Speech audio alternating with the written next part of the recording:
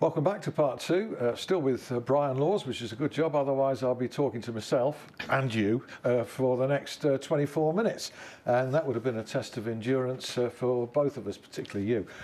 James Gregg isn't with us, so we normally round up everything else in the area in this second half. It's going to be mostly football, but a mention of a couple of things.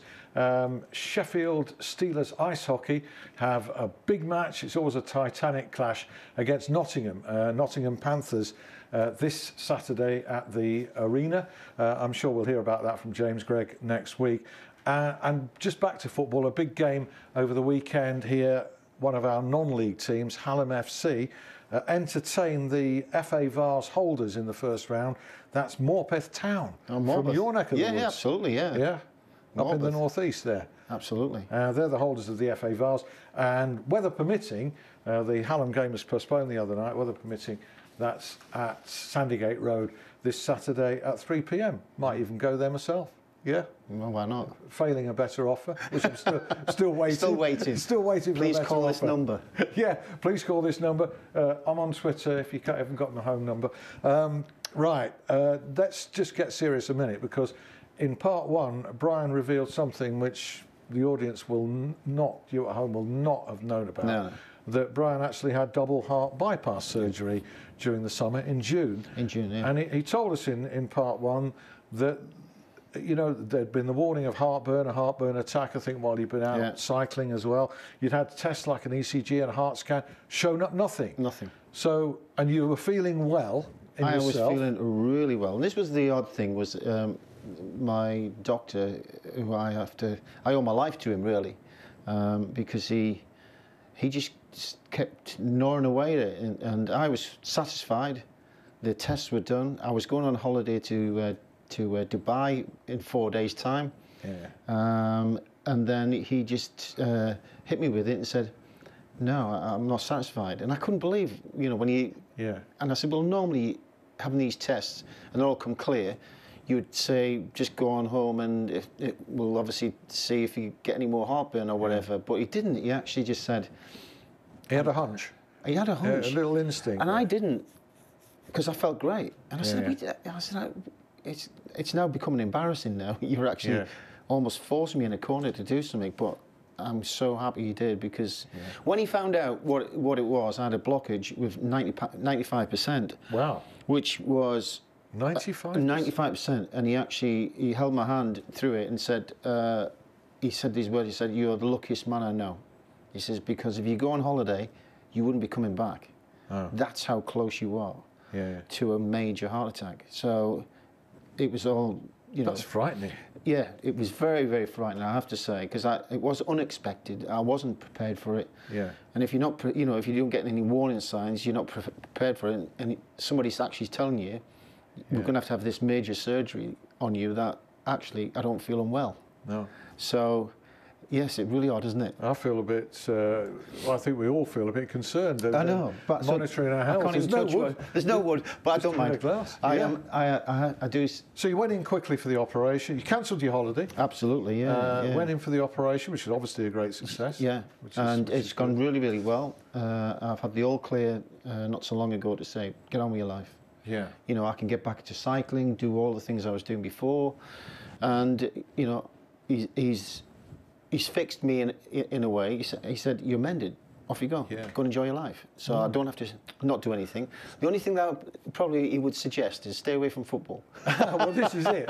You've preempted my next question, because how much, if any, of this problem do you put down to the many years of football management? Well, the obviously questions that were going in my mind is, I've got no history, my family have got no history, so where does it come from? And with that, they couldn't really pinpoint anything. They couldn't say it was this, or this. But he said accumulative of things, like you've put your body through, as a footballer, you've maxed out with your physical side of things for 20 odd years. Yeah. And then you've gone into management, and you've had 20 years of management, and you've just mentally put your body through a lot. So probably a combination of that and a little bit of high cholesterol is probably... It's probably speeded things up, I suppose. Where do you reckon the high cholesterol came from then, Brian? I don't know. Probably eating badly. But doesn't a football manager have to comfort eat? Because particularly if you're going through a bad spell, at that time Sheffield Wednesday was always going to be a difficult job. Yeah, You know, it had managers living on their nerve ends. It's listen, it is a stressful job. I don't care what anybody says. The pressures that you have, it's just not a normal job where you're working in a factory and you're in charge of 50, 100 people. Your job is open for debate, and it's to the public and to the board members, and it's scrutinised from morning to night. So whatever mistake, it's transferred into 100 times worse than what it was. If things are going well, you might get a little pat on the back, but it's more of there'll be something else to criticise.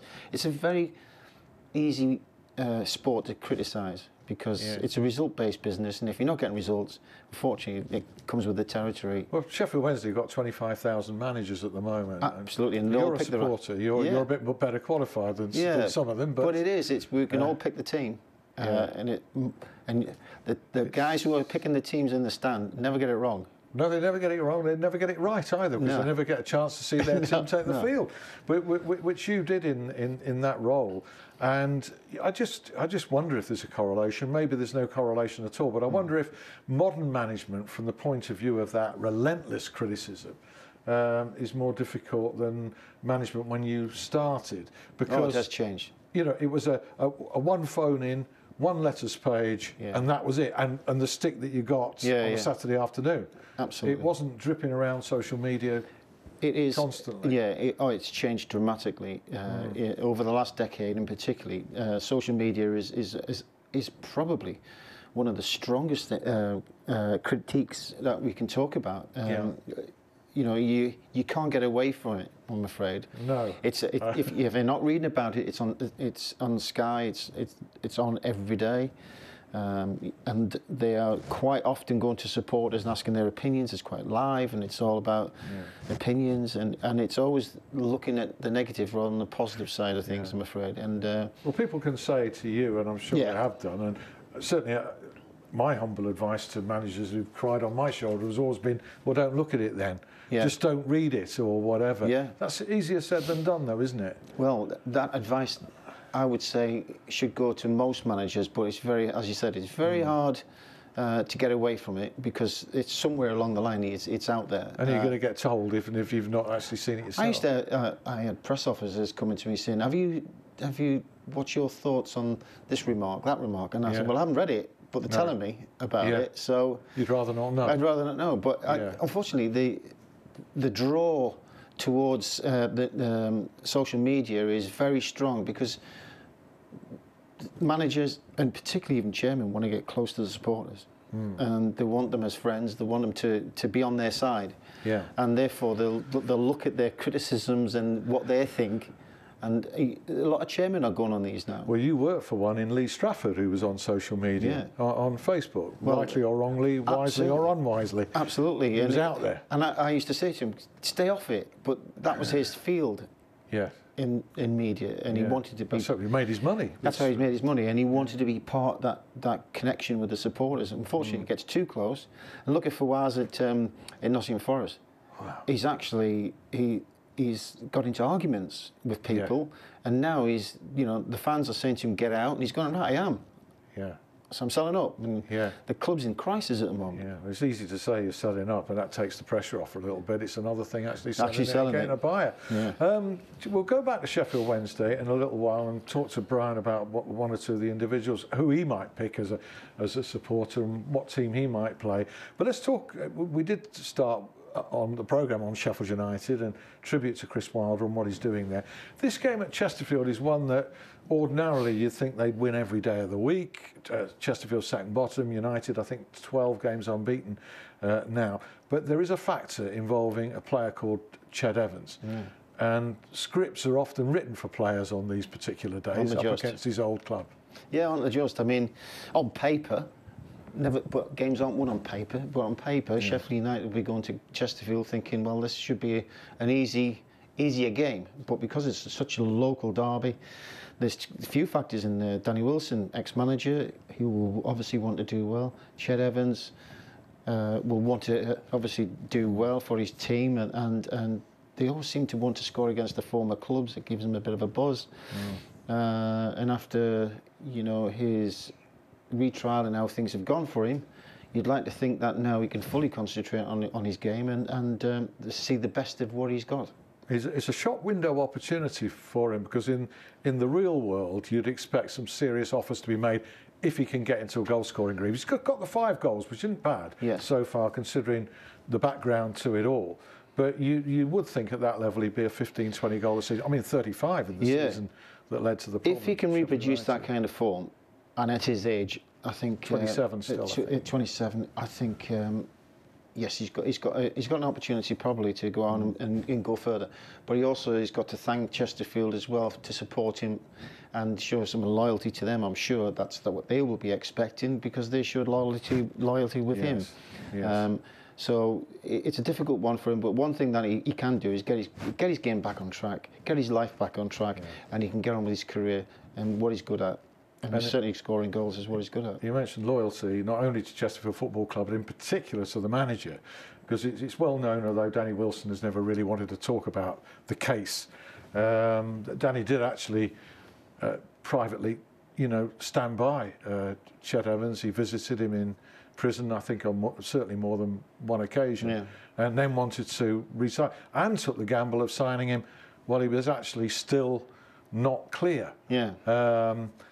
Which was a huge gamble. It was, wasn't it? But he did that having been backgrounded on what was likely to happen in the retrial, and that was proved correct. What are Ched Evans' feelings likely to be towards Sheffield United? Because I've just heard rumours that he's miffed, is perhaps, you know, putting it mildly, that they didn't go through with the plan to sign him once he was released from prison, although I think it was fully understandable that Sheffield United couldn't go through with that. I thought they were naive in actually promising him that in the first place. I think probably naivety, there is a bit of naivety, because both of them were in an unknown quantity. They had no idea what the outcomes were going to be. And I think it was very naive for anybody to say that this will happen, because they had no real clarity as to what the media, public reaction. And I think the public reaction was so strong, and the voice of the public, and particularly the supporters of Sheffield United, was immense. And the, you know, Sheffield United the custodians of the football club have to, you know, listen.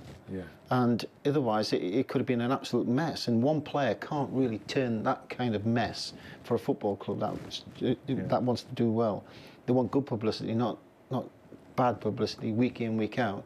And I think they were backed in a corner that they couldn't get out. And whether Ched Evans thinks he's disappointed with that, I think he has to really put hand on heart and say, well, you know, I don't think they could do anything else really on the long term. And if anything, I think the fans might be respectful with him. I'm sure they will. I think they will, because they understood. I mean, they lost promotion because of him. In a way. Although they wouldn't have been in that position to go up, but for his goals. Yeah, exactly. So a fantastic year, and it all fell apart when he left. So I think they recognise what he did for the football club, and I think I'd like to think that, you know, they would show some respect for that. But you know what it is, if, you know, a player comes back and he's always there, haunts you in the back of your mind. You always think, you try and put it to the back of your mind, but you also think you try and give a few messages to the players. Don't let him score. You know, and I'm sure that'll be the case for Sheffield United. Yeah, I'm sure. I think he owes Danny Wilson, like I said at the start, and Danny, although he's had 2 great results in cup competitions this week, FA Cup and this other trophy, Checker Trade, I think it's called, but badly needing something in the league. I think it's 8 without a win, losing the last 6. So that's mostly what you're judged on, second bottom, and Danny stood by Ched. I think Ched needs to stand by Danny. I agree, and I think from what I hear as well, I think the chairman's standing by Danny as well. That, you know, there's no will to make a change. I don't think. No, and that's commendable. I think, because in the modern day now, it's so easy to, you know, to chop and change. I mean, the way that managers now are coming and going, it's, you know, the life expectancy within the football club is now getting less and less. You know, less than a year. Yeah. And some of them are only they're getting 12 weeks. Well, Carlos Carvalho revealed his contract just length, and we knew it had been extended. And he chose the press conference before Wembley, the playoff final last season, to tell us all that he'd signed for another 3 years, which none of us knew. And he said that he'd revealed that because of the ridiculous figures, the casualty rate that had just been revealed. And I don't know how you assess his situation, because you can't second guess Dejphon Chansiri. No, you can have a 10-year deal, but don't make any difference really. No. It's not worth. It's not about that. Is No, it? It's not about that. It's at the end of the day. It's if the chairman wants to make a change, he'll make a change, and that's not going to stop him from making a change for sure. But it just shows that the job he was doing, and Chansiri was happy with what he was doing. Therefore, they've given him a 3-year deal, but it's not fixed. It's not something that you're going to see out. No. You know. He may do. Let's hope. But he may do. Let's hope he does, because he's a man of charisma, an entertaining man, a very nice man. I think the supporters like the way he tries to play the game as well. But usually it's a severance clause of about 12 months either way, regardless of that. Sure. Isn't it? Yeah, it is, that length of contract. So he'd get paid out a year. But that's not on the agenda, certainly as we speak, because as I understand it, I think they got on pretty well. I think there's a lot of mutual respect between Mr. Chansiri and Carlos. Long may that continue. But results do tell in the end. Well, it does, and pressure because there's a different pressure on Sheffield Wednesday now. There's an expectancy, and particularly from last season, and they were so close. And I know the chairman wants to get in the Premier League very, very quickly. He sees this as a golden opportunity. He's built on what he's built the foundations from last year, and he's added to it. Yes. And so therefore the expectations are, I expect, and I do honestly, I expect Sheffield Wednesday to be in the run. In the running for top 6 or around that. Well, certainly in the top 6 for sure. Yeah. I'd be disappointed if they didn't. So, who are you going to pick for the next game? I think it's away. They've got a couple of away games, Wolves and Fulham, haven't they? Stuart Gray. I think it's going to be interesting. It's going to be an interesting one. Yeah, but he's revved up for that. Yeah. Would you play? We're talking about width. Carlos has seemed to be reluctant to play 2 wingers, i.e., Reach and Wallace. Would you have those 2, or is that a bit fragile? If you were to play both of them? It's very expansive. Yeah. If you play out and out wingers in the Championship in particular, because a lot of teams now pack the midfield, and if you end up with your 2 wide men so far apart, then the 2 midfield players are exposed. And you know Kieran Lee likes to get forward. Yes. And he's always that third man in the box. He's always making them runs in. Yeah. So then all of a sudden you're left with 1. Yeah. So you're a bit light. And that last season he had they weren't really wingers. Wallace, and I've worked with Wallace at Burnley. I took him into Burnley from Preston, and fantastic ability. Always knew he hasn't got the pace to go past people, but he has got the knowledge and the ability to manipulate the ball. Yes. So he was very conservative with the ball, but he also was very bright with it. And the fact that Bannon, who's not necessarily a winger, it was probably his best football because he had the licence to come inside and link up play. Yeah. And the fullbacks were giving them the width more than anything last season. Yes. Whereas now the fullbacks are a little bit less reluctant to go forward, and he's probably they're staying back a little bit more defensively. But the wide men now have changed and they're going forward and making it a problem. And I watched Sheffield Wednesday on numerous occasions, and I have seen them. There's a bit of a weak link as well, where teams are trying to suss them out now. They're forcing them to play a different way. Yeah, it's and the plan B seems to have gone as well. Where last season, okay, it's not working. We will launch it for Nuhu, who's been injured at the moment, so that wasn't an option they could bring on from the bench. But they could do that with Fletcher. Really, well, Fletcher would go along to him. Fletcher is technically as good as anybody in the division. Yeah. And he's brilliant in there. He's brave. I mean, he's been so unlucky. He's had 2 horrific injuries with his head. One particularly against Derby County.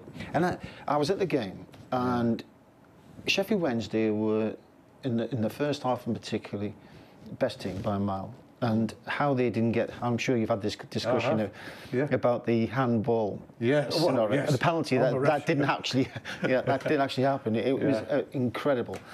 Now, it's all about circumstances, and Sheffield Wednesday, it could have gone on and won that quite easily, because once, if they had scored, if they had got the penalty in the first place, two, they would have had a player down who would have been sent off. So I couldn't have seen Derby getting back in. Like the fact that Wednesday was so wound up because of it. I've seen the manager. I've never seen him lose. He's cool. No. But on that day, he was right in the face of the fourth official. He was lucky he didn't get sent off. The players were really irate about the situation, and then Derby scored. Yeah. Just at that moment, and it seemed to give them a lift. And then Wednesday just couldn't find the Sod's law. Yeah. But then against Ipswich last week, they were really, really poor. It was a poor performance against a pretty well-drilled team. But I think we have to keep a sense of perspective, and hopefully we have done on the programme. Yeah. You know, in terms of your expectation. Just briefly, George Hurst, obviously the son of a famous player, exceptional, legendary player, and England under 18s doing well, you know, youth football doing really, really well. Would you bring him into the picture on the bench?